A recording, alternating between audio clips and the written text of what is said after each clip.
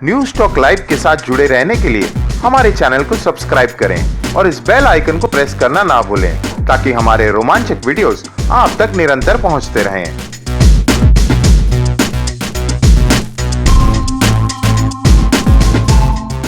अमरावती जिले के मोर्शी में निजी बस का अपघात, 55 वर्षीय महिला की मौत। मला प्राथमिक स्वरूपाची आज आता माहिती कळलेली आहे वरिष्ठांकडून।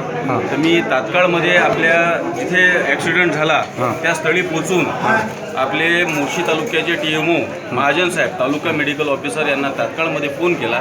त्यानंतर पोलीस अधिकारी मोर्शी पोलीस स्टेशनचे राठोड साहेब यांना सुद्धा फोन केला।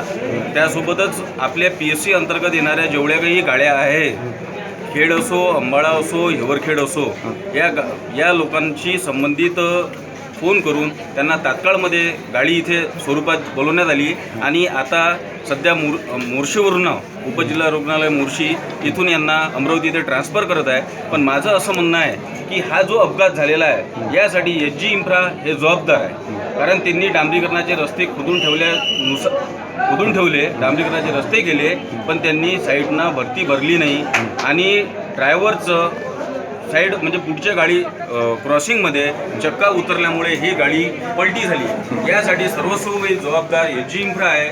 आमचं असं म्हणणं आहे की जे यामध्ये ज्यांचं वडील, आई, मुलं